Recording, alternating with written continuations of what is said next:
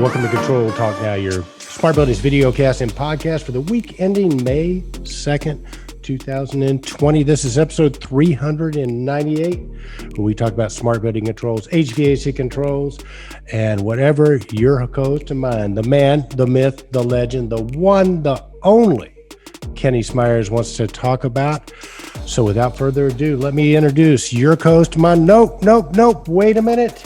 Kenny is still away on his mission, secret mission. We don't know where he is. Is he negotiating peace in Afghanistan? Is he down on the Mexican border helping people down there? Is he up in Canada dating the Prime Minister's wife? We don't know, because whatever Kenny does is top secret. But here to join us this week and have theories on what Kenny Smyers will be up to, plus talk about smart building controls of the control news of the week, is your friend of mine, Ken Otto Sinclair, the owner editor of automatedbuildings.com. Ken, thanks so much for stepping in and helping us out today. No problem. Sounds great. Yeah, for sure. Well, up in Canada, what's the good news up in your neck of the woods? Well, we're in pretty good shape on the West Coast here. The East Coast is, Ontario is not doing so well. I've got a lot of COVID related problems, but they're kind of all locked up as well. So I don't know. I guess we just have to kind of push through. We're starting to get inoculated, but not nearly as fast as the U.S. So kind of slow. No, I tell you, it's kind of tragic. One of my next door neighbor is an executive from a big resort hotel. So he spends years in different locations, and I'm talking top of the line stuff, but he's Indian. And he was telling me that he was, just because of family connections and with a lot of money, he was actually able to get his sister, who contracted COVID, into a hospital with oxygen. But my goodness gracious, it's just tragic over there. And he was saying that part of it for them was they were, making the vaccines and selling the vaccines, but they weren't vaccinating their own people. So, for heaven's sakes. Yeah.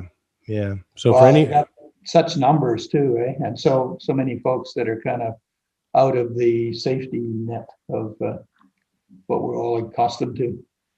Well, no, it is. And then, and I don't know whether you got these theories up in Canada. We get them down here in the United States a lot, that it's all conspiracy and that, it's not real, and Bill Gates, whoever. I mean, I've heard so many conspiracy theories. And for you conspiracy theorists out there, I got to say, good job on getting India to contribute and get all those people sick and die, right? Just to make sure that we carry this thing forward. And it sounds like East Coast of Canada, same thing. So, yeah. But well, hey, let's get on to happier news, man. The May issue is out. Tell our audience what's going on at automatedbuildings.com. Okay, our May issue, the theme is building digital family and the wireless wave. And the direction we're heading is beyond the twins and triplets that we've been talking about. And when we start taking that all apart, we kind of look at those pieces, and we've always been on the edge of building twins and building offline identities of what we're doing in the buildings. So in some ways, it's just more of a new marketing tool. But the other thing that comes up quickly is that the concept of twins, triplets, siblings, whatever you want to call it, the digital facsimile of what's going on in the building. It's all about just building a digital family and it's just exactly like that, pulling together all the different opinions and different protocols and trying to make this something that is a unified family. And then in the complexities of that, we now have the wireless wave, which is we're starting to see more and more of these wireless products that you tend to stick on the wall, and they tend to or leave them on the desk, and they tend to self-organize themselves and set up their own networks, and they provide valuable location services, indoor air quality, and some of those things. And they have to be brought into the family. Right. Well, listen, I definitely want to dive deep into this because it's an interesting concept. So when I think of families, I think of all kinds of family dynamics, and some families are functional, some families are dysfunctional. Obviously. Great example. Great example. Right. But it is interesting because, and I guess, this is your metaphor, right? The digital family. So I'll ask you sort of, how do you sort of see it? Do you see a family that's resolving conflicts, a family that's encouraging individuality? How do when you think of the metaphor, is it a happy family?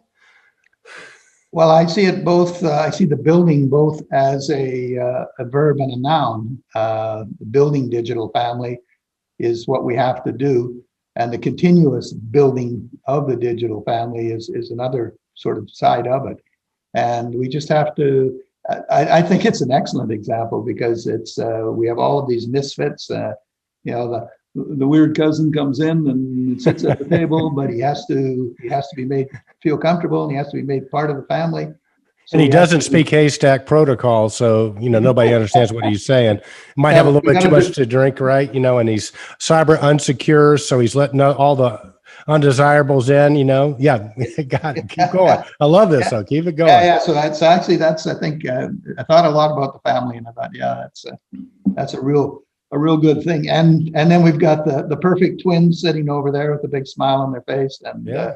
everybody loves twins, so they're kind of the fashionable ones, and then there's all the unfashionable things that we actually have to pull into the family to make it work.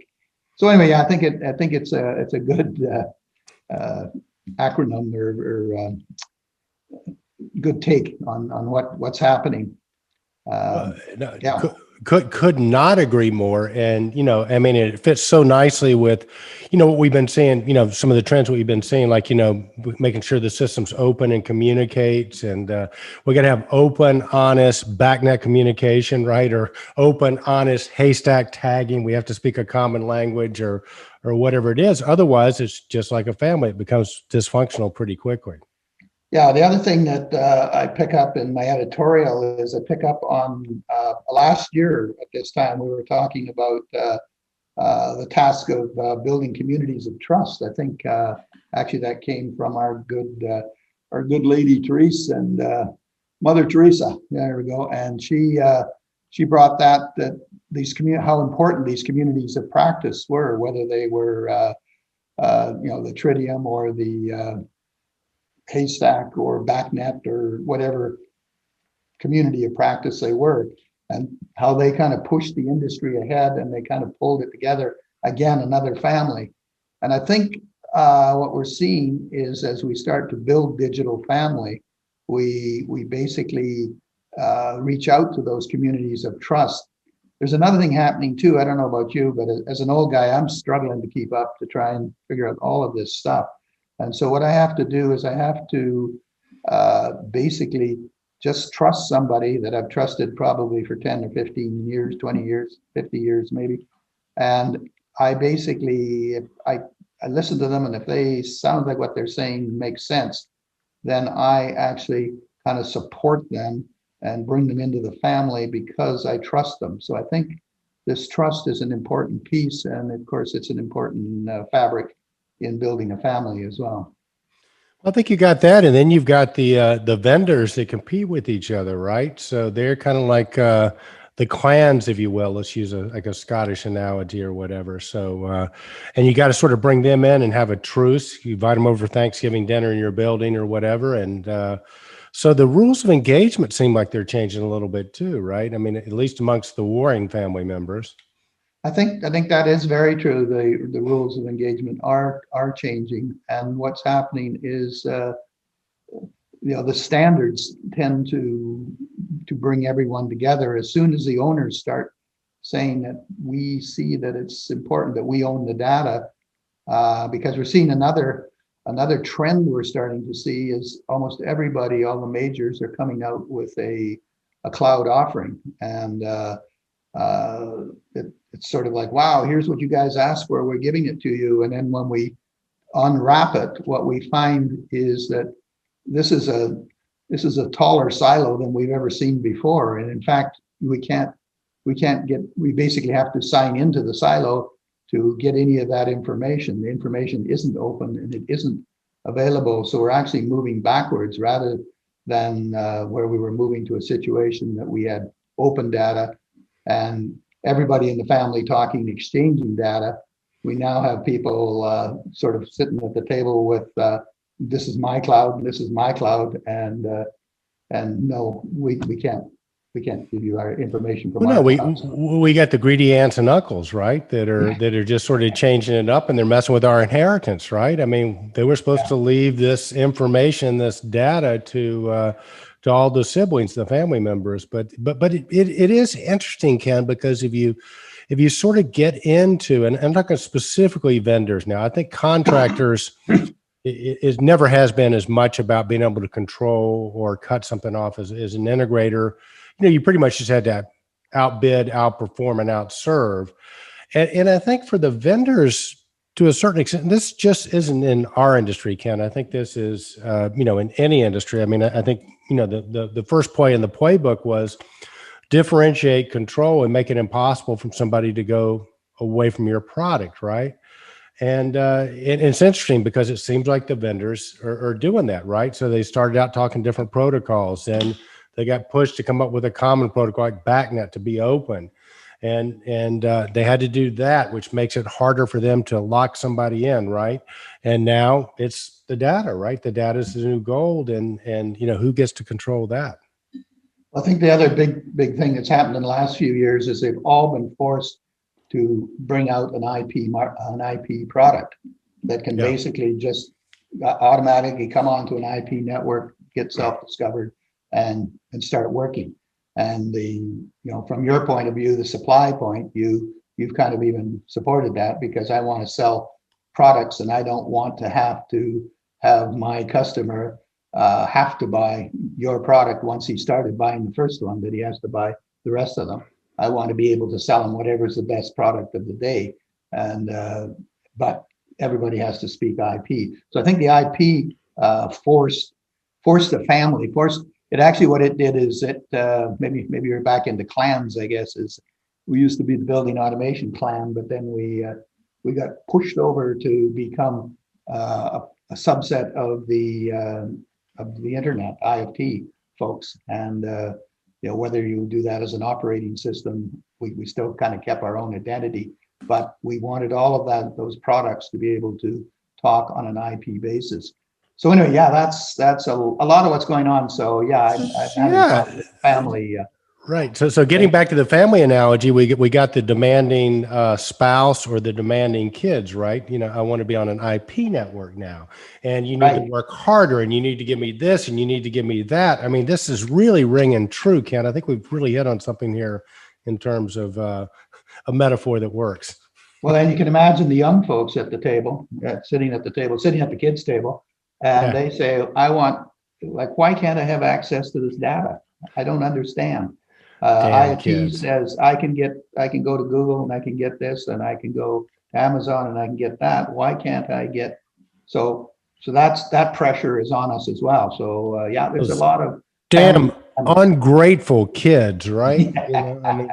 But I don't know whether you caught the show last week, because those damn ungrateful kids created a whole nother problem with these IP controllers, which you saw the show last week. We had Fred Gordy, Derek Hart, cybersecurity, Mark B talking about cybersecurity, which opens up a whole nother can of worms. I mean, they're letting Genghis Khan and the mongrels come into the family, right? We're subject to attack. So and I think we just have to realize that no matter how close the family is, there are going to be people that want to take the family down.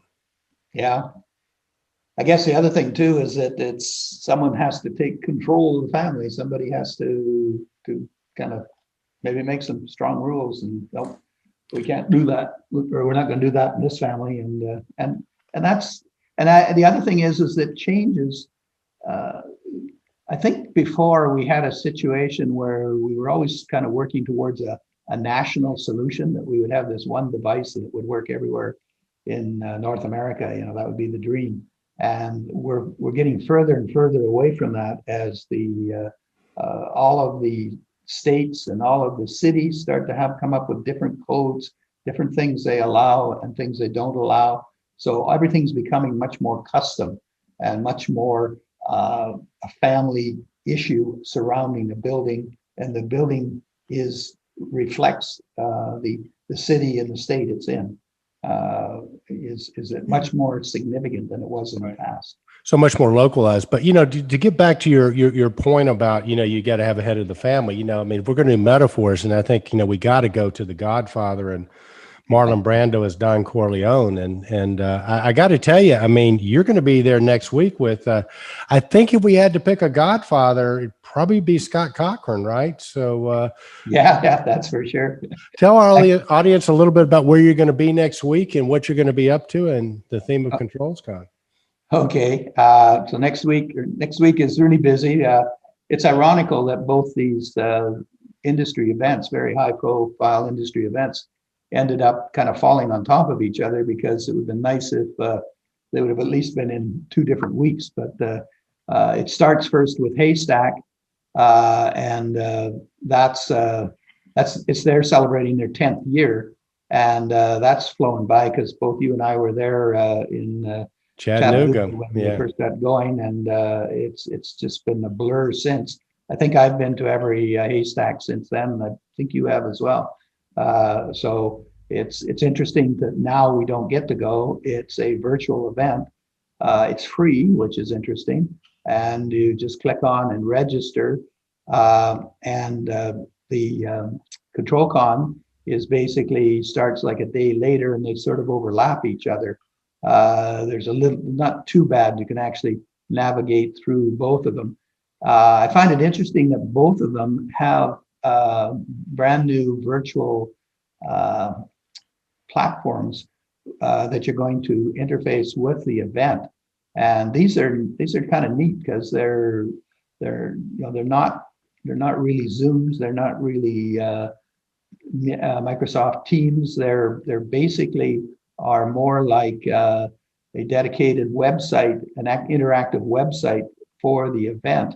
And you've got all of your attendees are there. You basically touch on them, and you can send them a message. You can look at their social media posts, a whole bunch of information about it. So for folks that are trying to gather information about people that are going to the events, I believe this is way more useful than actually going to the event. In a very short time, you can actually touch and reach out to the folks that you want to at the event. The events are looking very, very good as well, very informative. And one of the other big advantages of both events is that there will be a record after they're done, that you will be able to go back and say, well, what did so-and-so say, and go back and actually listen to it. And I think that has extreme value. And it seems that as long as you register, the folks aren't charging for that. That's just part of your registration. So that's pretty neat, I think. I'm really excited about that.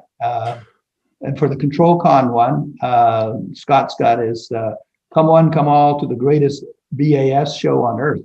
And it's interesting. Sure, I'm glad he put the A in there, aren't you? The Godfather would not miss a detail like that. Yeah, that's for true.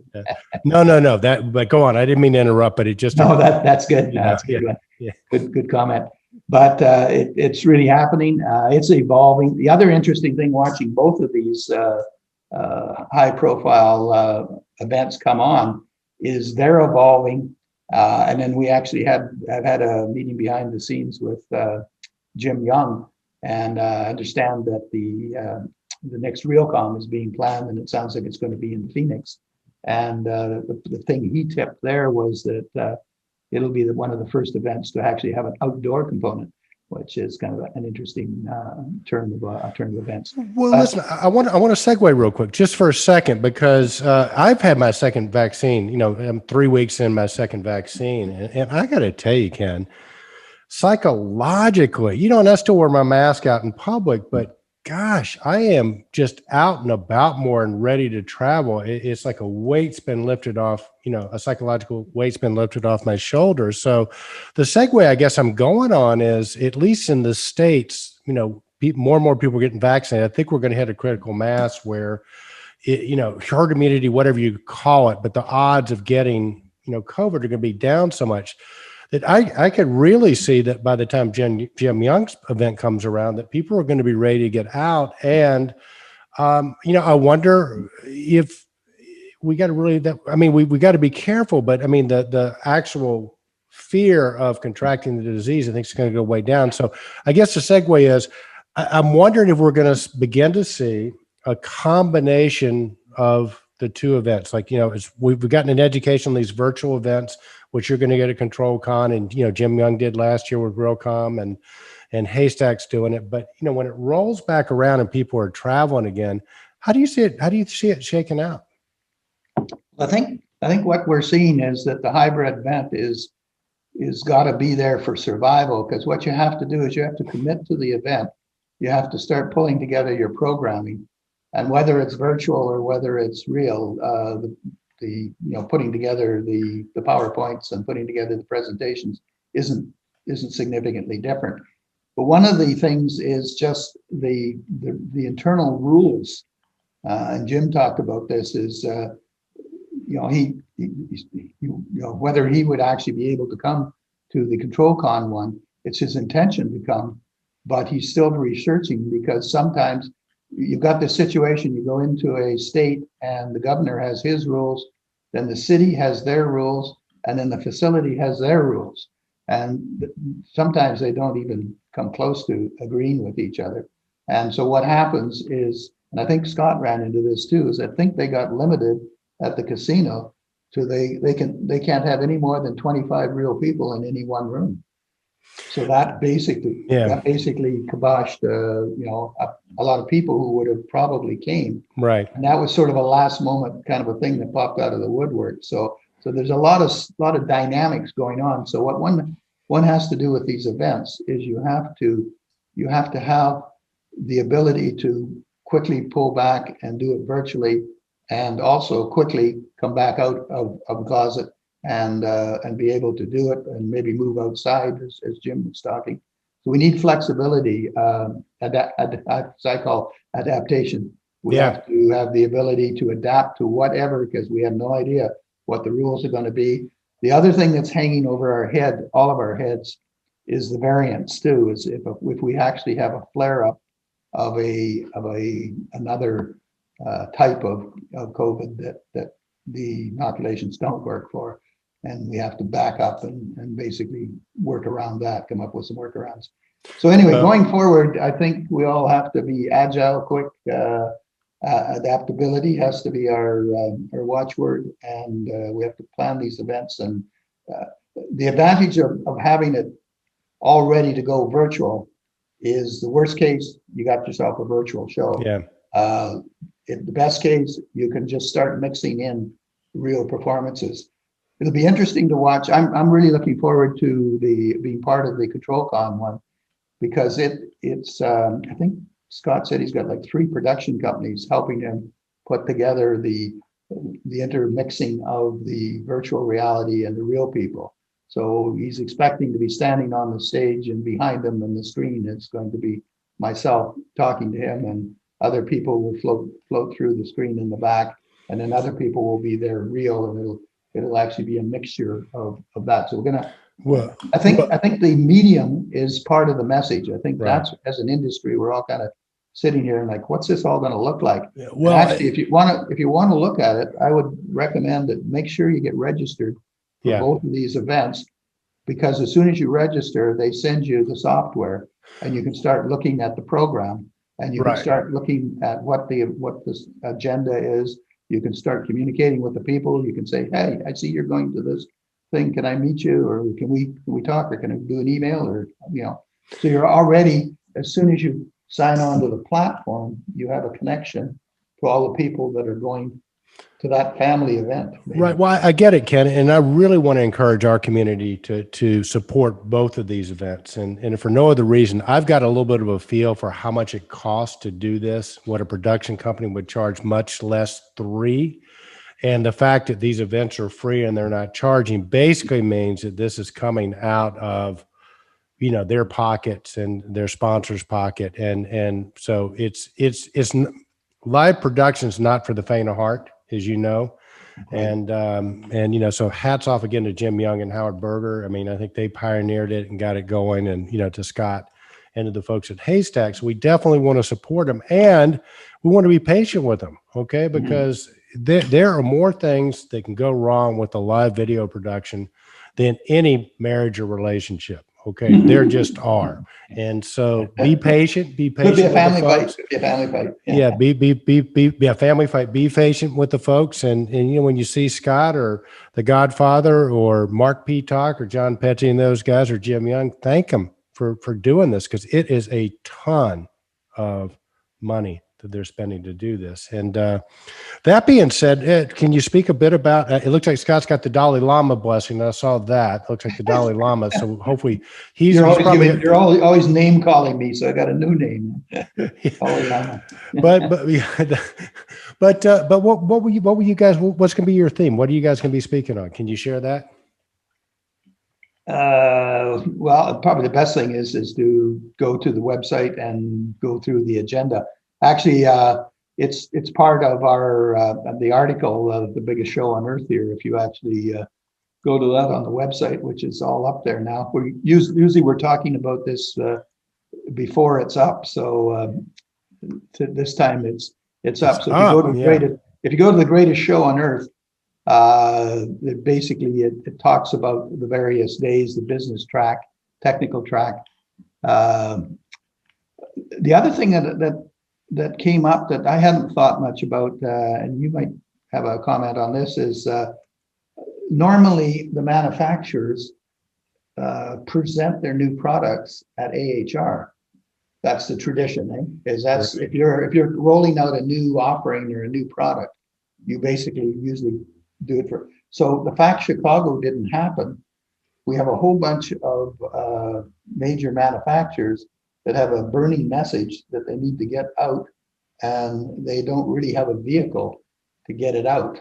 And so I think that's making both of these events a lot more significant than they've been in the past.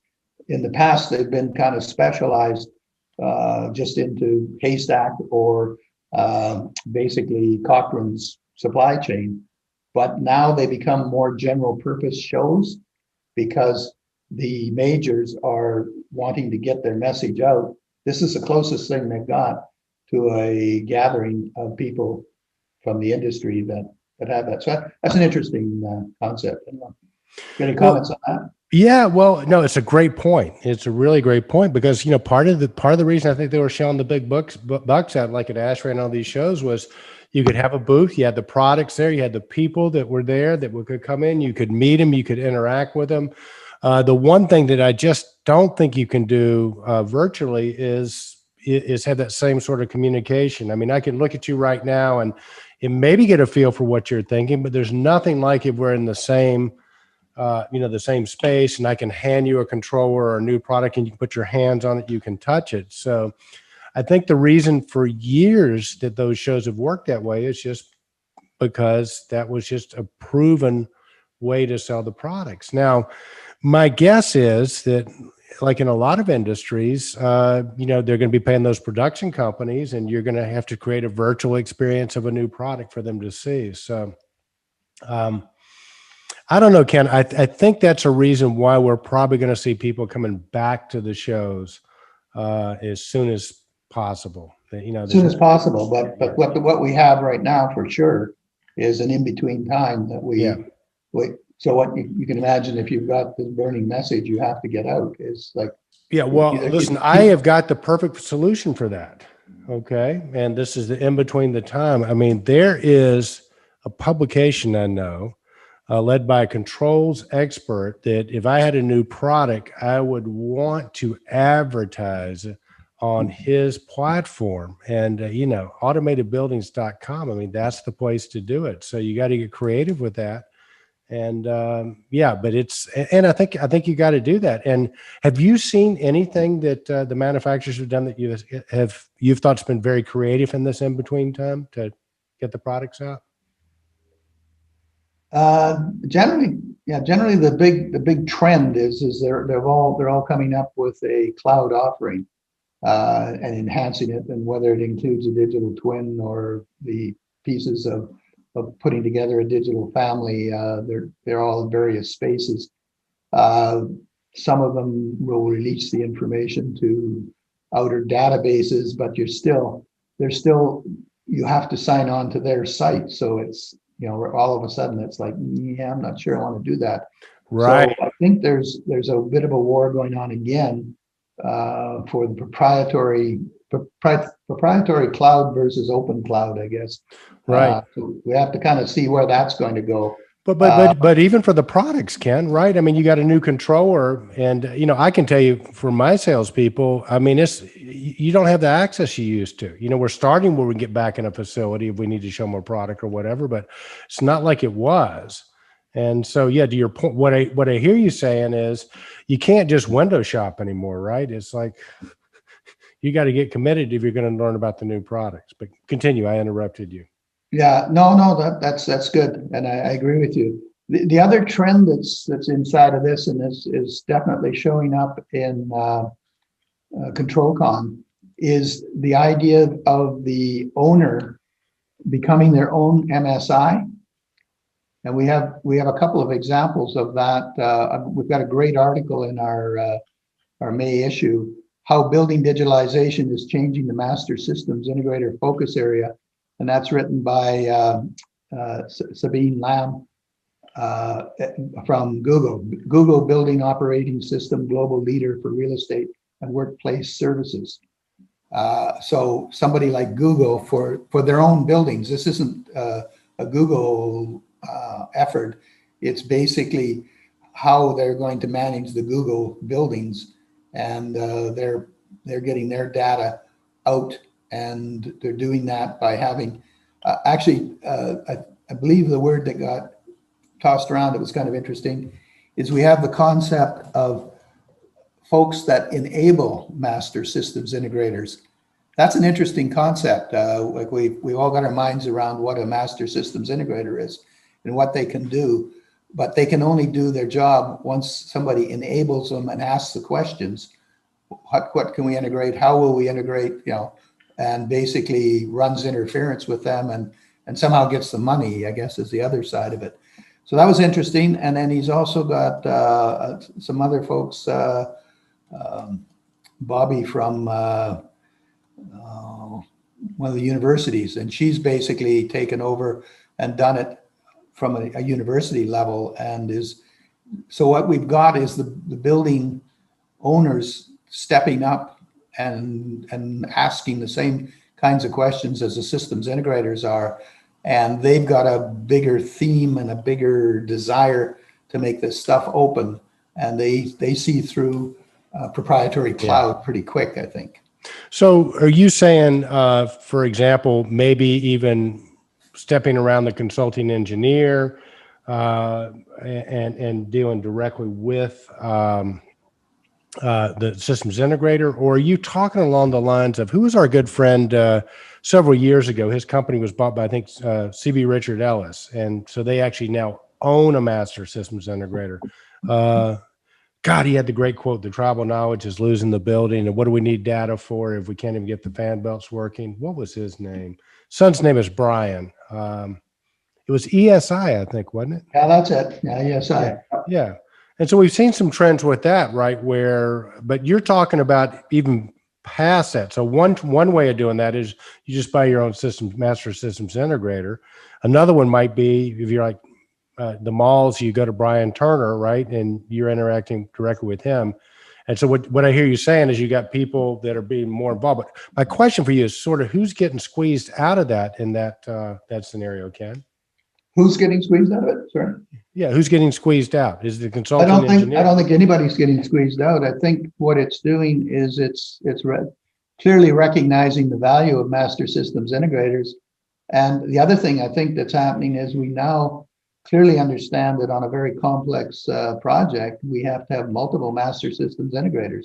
Yeah. Because there are people that are specialized in audio video. There are people that are specialized in security.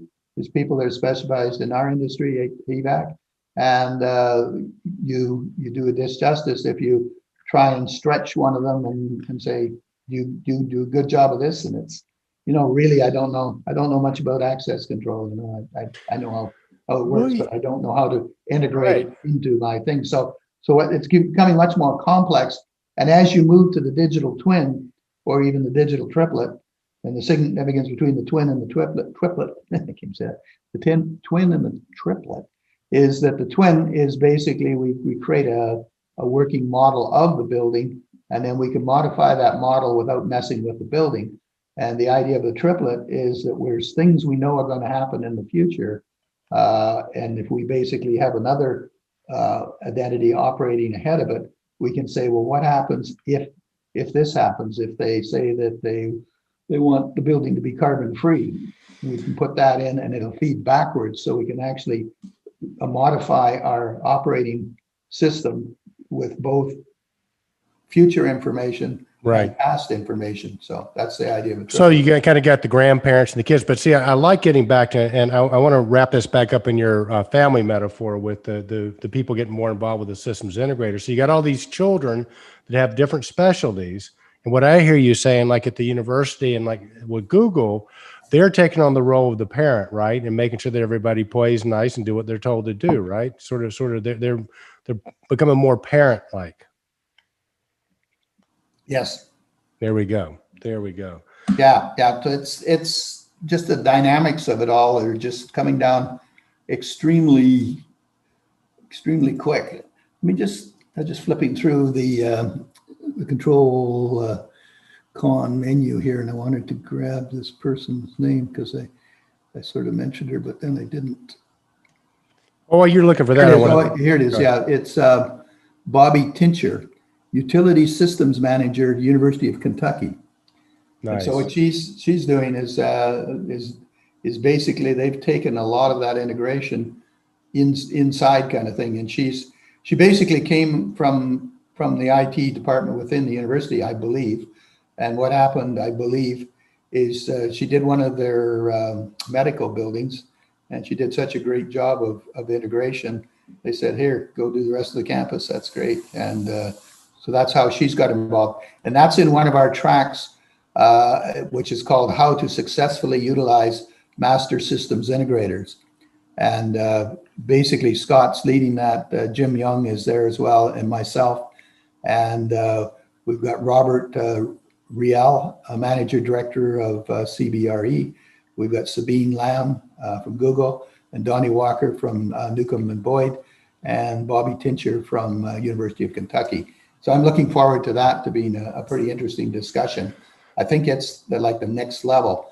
We had a bit of that. I think you were at the last Control Con. We had a bit of that with the Bedrock folks. Yes. The Bedrock folks were early into this. They were pretty much a systems integrator within their company as well. But they were kind of like a unique bunch. But I think what we're starting to see is this is starting to become a pattern for large organizations to who organizes your master systems integrators. No, I like it, Ken. And I'm thinking a subtitle could be, using your family analogy, how to become a helicopter parent, right? Yeah. This family metaphor you came up with works really well, Ken. Really well. Yeah. So it's got all the pain points for sure. Well, it does. Well, listen, we haven't talked about, and I know you and I have one thing in common, which we keep in touch with our millennials, right? And sort of, to track what's going on. I'll tell you what my millennials telling me, but I want to hear about what are you learning from your millennials? What, for example, again, I don't think we can call them this anymore. What's Brad White thinking about things, and how's he rolling these days, and what's he seeing that's new and exciting? Well, finally, I got him to stop running, and he was going through what we call up here. I don't know if you have it down in the U.S., but we have a thing called March Madness, where all of the governments they've got money left over in their budget, so they have to spend it or lose it. So we get all these orders that come out in March for stuff that needs to be done. So anyway, they've been really busy with that. But finally got that done, and he finally wrote me an article, and the article is called "Data-Driven Design: Retrofitting for a Low Carbon Future." And they're starting to get projects now that they're not so much looking for a payback. Basically, what they're looking for is to get off of carbon. And we live in an area where that is actually possible. I'm pretty much carbon free where I am here, and electric car, and the house is all electrical heated or passive solar heated, and I have no carbon connection to the house. So Nice. so we actually, that's achievable for BC. We have large water resources. Most of our power is water over the dam, so we're in a good situation. So anyway, he's working in that area there, and he brings up an interesting twist to why we do all of this stuff. Like, why do we capture all of this information? And one of the things he's pointed out is all this information that we capture, we now know what the building actually uses. And originally it was designed, and somebody used a rule of thumb, and the boiler was 10 times too big, and then the pumps were 5 times too big, and everything's too big. And we now have the data that says that the peak was only this amount. And so therefore, the most of the time, if we designed the system to basically hit the average, it would pick up the building 60, 70, 80% of the time. And then even maybe let's burn a little carbon. If it gets really, really cold, we've got that great old hunky boiler there. We can always start it up and help us through a cold spell. And but overall, we would use a heck of a lot less carbon. So typically, just conceptually, we can heat pump a building for the bulk of the time, and then heat pump it, heat cool it, or whatever, electric heat it, electric cool it. And then if we get into peak situations or we have a grid failure, we can flip back to carbon. So that obviously involves a whole bunch more controls and a whole bunch more sophistication. So I think it's a new trend coming, that retrofitting for a low carbon future. That makes a lot of sense. And of course, I think the first thing they teach you at consulting and engineering school is nobody ever gets fired for oversizing equipment, but if you undersize a chiller or whatever, you're toast, right? So, but one of your sponsors and a company we represent, Belimo, has talking about the retrofit, that has an amazing product, the Belimo Energy Valve. And we should probably I need to get those folks back on our show, but you should also probably get them to write an article, because essentially by demand controlling your to the coils, your flow to the coils and stuff like that, you're able to downsize. This can be in retrofit because you get better control. But again, for a guy like Brad, who's maybe designing for new construction, you can totally knock your construction costs way down. Right. Because you undersize it. You don't have to, the chillers don't have to be as big, the pipes doesn't have to be as big, the coils don't have to be as big. So it's encouraging to hear that people are thinking that way. And I know they have for a while. But the fact that we could get to a low carbon or zero carbon sort of environment's pretty encouraging, unless you are in Texas or Saudi Arabia and own oil stuff. But yeah, there you go. But well, listen. So what my millennials tell me, which is kind of interesting, he's really big into augmented reality, right? So you guys are on these goggles and stuff, and I mean, it's kind of like the Matrix, right? And he researches this a lot, and he's saying he thinks that's where it's going to be. We're not going to have an internet. You're just going to have your virtual worlds, and you'll just sit around your house and be fed virtual Oreos and just go wherever you want to go and do whatever you want to do. It sounds pretty bleak to me. Yeah, we're starting to see the virtual reality becoming a part of the offerings of especially pulling out of the twins, and how we view the twin. Because one of the problems is the identity, like trying to get your head around what it is you're looking at. And one of the easiest ways to do that is to basically just have some shot video, and then basically start superimposing real data over shot video, and or even it's live video. The twin is getting more sophisticated, more complicated, and is becoming truly to the point that you'll probably at some point have a hard time understanding if you're looking at a twin of the building or you're actually looking at the building. And augmented reality, I think, is a big part of that. And so everybody's kind of poking around with that. one of the comments that question that Mark Peacock asked, which I thought was just brilliant. I was actually on a phone and couldn't jump into the conversation, so I was bad. But he asked the question: Could a digital twin exist in a device? And to me, the answer is absolutely yes. Wow. And augmented reality will lead us to that quicker. So yeah, that's pretty neat concept, and I think that's the kind of devices the kids are going to develop. And so what they will do is they'll develop those devices. But now our task, as these old guys and the master system integrators and the master systems enablers. I love that word. That's what these guys are. So we now have a whole new class of people called master systems enablers. Actually, Scott Cochran bills himself as that person now. That's it. What he can do is he can enable a master systems integrator. So what we now have to do is we have to enable these master systems integrators. We have to introduce them and push them to bring us augmented reality devices that maybe have twins and little families inside of them, running around inside of them, doing their job to try and pull together what it is we're trying to control.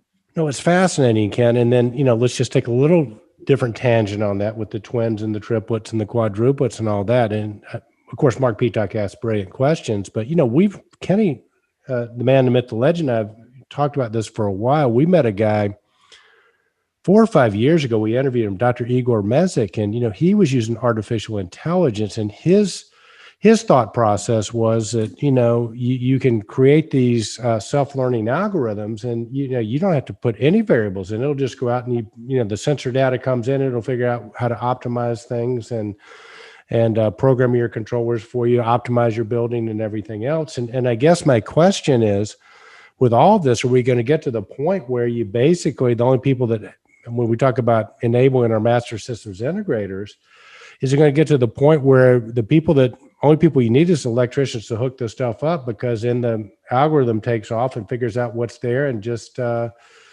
programs and maintains and recommissions all along? Or do you think we'll see that in our lifetime, Ken?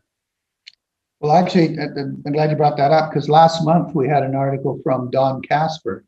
And I don't know if you remember Don, but Don was a young millennial actually working for Igor, and basically was the technical guy that was trying to make what Igor was talking about happen. And he has since kind of gone on, and he's now CEO of Sentinel Buildings and out of New York. And so he's trying to push some of that stuff into what he calls a Neuro Platform. So if you want to read the article, it's there last month. And Don Casper is the guy. I was pushing him to write one for this month for the May issue, and actually Nicholas and Don did an interview. I haven't had even time to peel through it yet. But the information is falling from the sky faster than I can read or even click on it. So I don't know how the industry feels, but at times I feel totally overwhelmed. Well, I do too, and I'm wondering if Don could write like a self-learning algorithm that would write articles for you. Right? Yeah, I think that Are we going to get to that? I mean, you probably be a lot better than me. Well, no, but yeah. But the trouble is trying to mix the stuff, because it there's a different things you need to have the experience to pull out that, oh, he's talking about that and he's talking about that. They're saying almost the same words, but they have different meaning because understanding who's saying them. So yeah, but hang on a second. We're going to get Mark Peacock and the team at Haystack. They are the great enablers, right? Because they can talk the same languages and stuff like that. So no, it's fascinating to think about. But I just watch, Ken, as we see the technology keep going, and the digital twin, the triplets. And to what end, right? I mean, it obviously is getting back to understanding and controlling better, and the only thing that's sort of missing is maybe us. And, you listen to these, and I think Elon Musk has sort of warned us a little bit about it, because you get these robots become self-aware. They're going to look around at me and Kenny and go, we don't need them around. They might look at you and go, he's pretty cool, we'll keep him around, but the rest of these, what do we need them for? Right.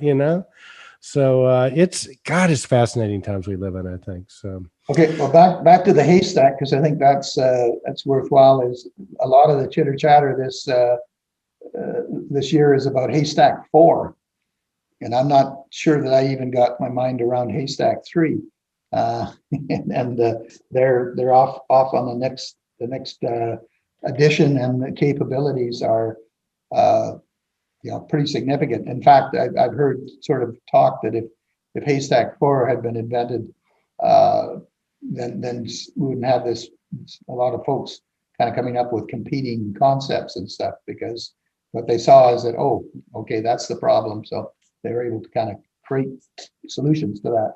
Anyway, all of this stuff is growing, changing. Attitudes are changing. All the products are growing up. The children in the family are growing up, and Haystack's a 10-year-old now, and we use in our industry, we use like a multiplier of 4. Typically, a year in our industry is like 4 in real life kind of thing. That was the rule we always used for anything that was on the internet.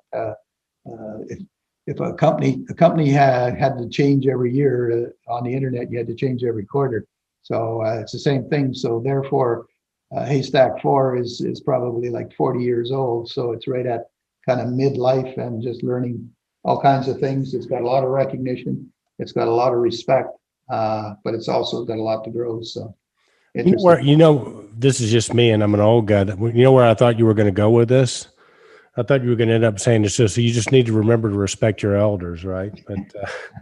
But Haystack 4 is an elderly product now. In a good way. It hadn't even had a midlife crisis yet, so it's got a ways to go. So, but it's going to be a big week next week, Ken. Anything else you want to talk about on the May issue that's now headed at automatedbuildings.com? Let me take. Oh yeah, we didn't talk too much about the wave, the wireless wave. That's right. Yeah, this is coming at us pretty fast too. I think it's going to hit us a lot harder than we think, because a lot of our companies are about providing devices that hang on a network, or we're in the business of organizing the network. When we move into what I call the wireless wave, which is more the cell phone type devices that sort of self-organize, self-reboot, reorganize their family. They're not so structured as we were in the past. They can be deployed very quickly. They can be added to the digital family. They can either be accepted into the digital family or rejected. I think that's an interesting thing, because right away that decision has to be made. The digital family is, does a master systems integrator allow? Some master systems integrators will say, none of that wireless crap for me. Yeah. And other ones will say, yep, we love it, but let's get the data free. And so all of these, and those answers are probably correct for various clients too. Like maybe one client, we do not want to have a wireless environment. For other clients, that may be the trend, and maybe what we're doing is we're moving to a complete wireless wave. And that's interesting, because when we're talking about this now, if you kind of think of the life cycle of automated buildings of 22 years, and you see all the things that have changed, or if I look at my own life in 50 years, and the other thing I'm big on is really our superpower is our ability to adapt. Our adaptation ability is what keeps us in the game. And this whole wireless wave is something we're going to have to deal with.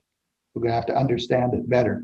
Anyway, to that point, we have from our millennial again, is we've got Nicholas, a future that is bigger than the past. I love it. Nice title. Is the building automation industry broken? or is the building automation industry poised and ready to leapfrog into the future? Good article. And also one from Philip Kopp, The Future is Now. And he's talking about building on the only constant is change. And he's talking about working with Facilio and some of the stuff they're doing with wireless rapid deployment and that. So yeah, so that's another change that's going on as we're talking about all these changes. There's more changes coming. Like don't think that if you get a grasp of what's going on at Haystack and a grasp of what's going on at ControlCon that you really understand, because there's the G5, the local, basically the building becoming its own wireless provider is always an interesting concept that some folks are looking at. Yeah, a lot of change. Yeah, and it's going to keep going. And I tell you what, just be careful if you're an integrator and you don't allow something on your network, you might be politically incorrect. So we're going to have to get that going too. We got to, right? Yeah. You can't discriminate against Wi-Fi just because you don't like it. So, but yeah, I think it's again to the family thing is, there's a few ethnic groups in the family now that we have to be careful. yeah. Crazy Uncle Wi-Fi, right? And, but but Ken, it's fascinating times. And I got to tell you, man, really appreciate all you do. The Automated Buildings May issue is out at automatedbuildings.com. But, I love your curiosity. I love the way you keep up with things. I love your thoughts on what's going on. And we're lucky to have you in the industry, my good friend. Okay, one more quick one I'd like to shine a light on is Skip from BAS Solutions. He's been writing, this is his second article, the talent pool. So he's looking at what's happening to the people. And it starts off with a red alert. We're short 18,000, 55% boots on the ground control professionals. So that's his first line. So if you find that interesting, you might want to read the article. Well, you might because I look at two different solutions. This one is supposed to attract more people into the industry, and then you just think that Elon Musk is going to read that article and he's just going to create these artificial intelligent bots that are going to fill in that space. I mean, if you're going to solve this problem, you try to do it with people, or you try to do it with artificial intelligence? Well, the trouble with artificial intelligence, in my mind, it's not a trouble, but it's the reality of artificial intelligence is it just reaches out for more input and output. Because as soon as you put artificial intelligence, it'll say, I can make a better decision if you give me this data. And so now I got to put a whole bunch more sensors in. And then it says, I need to be able to control, imagine all the things he had to control on his rockets, and he's still trying to figure out which ones he needs to control to land the thing. So, somebody's building little actuators and little interfaces to the artificial intelligence as it evolves. So don't ever worry about our industry being replaced. It's just going to be accelerated forever. That's great to hear, Ken. That's a great note to end on. Can't tell you how much I appreciate you coming on. You're gonna have to do the outro with me since Kenny Smyers is still off, I think, doing some artificial intelligence. They're talking about actually just digital twinning his brain. And then if they can do that, they can just put that in everything. And that would be the artificial intelligence. It'd just be Kenny with all his wealth of knowledge. But Ken Sinclair, automatedbuildings.com. Thank you so much for this. With that, Ken, we're gonna end it here. We're gonna say thank you so much for tuning in. Our guest this week has been Ken Otto Sinclair from automatedbuildings.com. Be sure to check the May issue out. And with that, remember, be bold, stay in control, and respect your elders. That's where you go indeed. Ken, you got to go indeed. No, you got to go indeed. Put your indeed. No, you got to put your thumbs up. Come on, Ken. Yeah, now look at the camera and say indeed. There you go. That's your thumbs. But you got it. No. All right. Let's try this again. Now, just look at the camera and go indeed. Indeed. And that's it. And that's a wrap. There we go. I think you passed audition. Kenny better get back.